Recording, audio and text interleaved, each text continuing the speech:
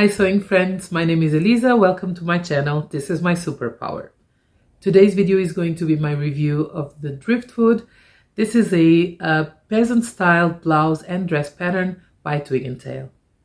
Like most Twig Tale patterns, the Driftwood blouse comes in two size groups, 0 to 22, and that equals sizes A to L, or 14 to 38, and that is H to T.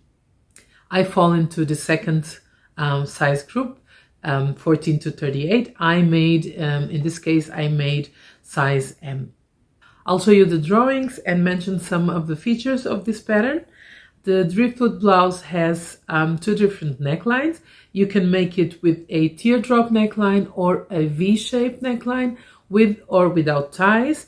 There's also an adaptive add-on that's included in your pattern when you purchase it, and that is the button-up version, and that's what I chose to make.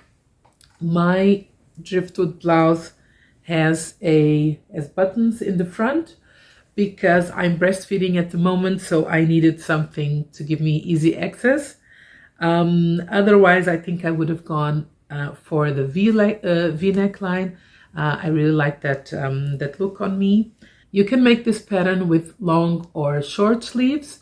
Initially, I had planned to make long sleeves, but I didn't have enough fabric. My fabric was only, let me check, 1.50 m long and 1.40 m wide. So not enough for the long sleeve version in my size M. I had enough for short sleeves and not enough for long sleeves, and I ended up with something in between, 3/4 sleeves, which is a style that I like very much and that I use often, so it worked out. You can finish the sleeves either with a gathered cuff or using elastic. That's what I chose to do. And there are also two blog posts on the Twig Tale blog showing you two additional versions. One is a ruffle elastic and the other one is a button cuff. If you choose to make the dress version of the Driftwood, the pattern includes inseam pockets. These are optional, of course. As for the skill level, Twig Tale says this is for adventurous beginners to intermediate sewists. I would agree.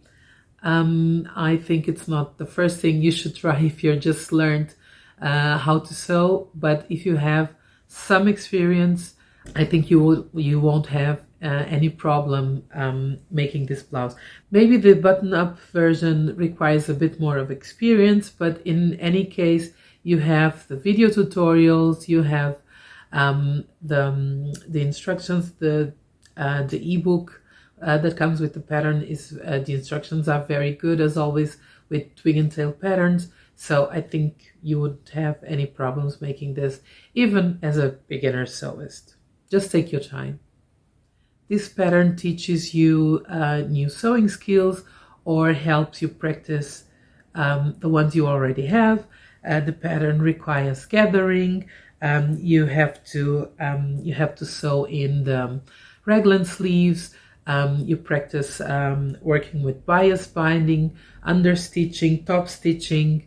If, like me, you choose the button up front, you are going to learn or practice how to make buttonholes, how to make the button placket, the elastic channel, of course, hemming, those kinds of things that you have to do in every garment.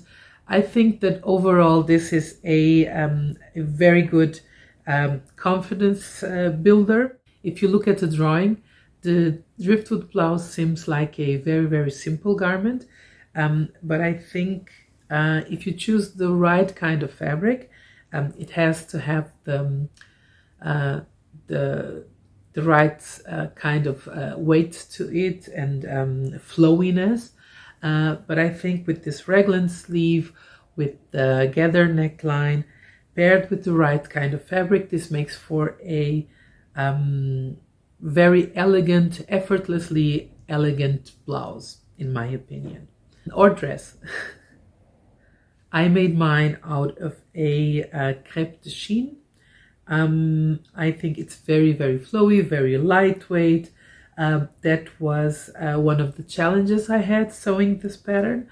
I had to use some scraps to get the right tension. I had to lower the tension. I had to use a finer needle than usual. It was trial and error until I got it right. Overall it wasn't difficult. When I got to the button placket, I didn't think I would have to use interfacing. I didn't want it to be stiffed to change the appearance of the blouse here at the front. I still wanted it to be flowy and light. So when I got to the buttons, I decided when I was making the button cases to put some tearaway stabilizer in the back before stitching my button case, button case, I don't know. And that way it was easier. That way it was easier to make this button case, having some tearaway stabilizer in the back. Other than lengthening the sleeves, I made no other alterations, no fitting adjustments. I made size M. For me, it's more of a tunic than a blouse because of the length. What else? I'm going to try the dress version next.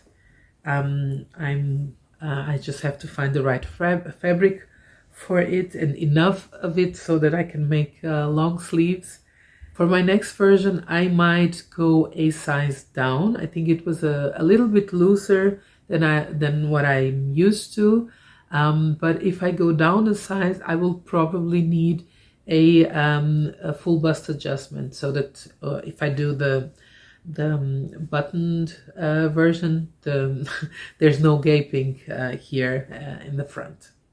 This was my review of the Driftwood blouse. I hope I covered everything. If you have any questions regarding the pattern, please let me know in the comments. I would love to interact with you. I hope you enjoyed this video. I'll see you on the next one.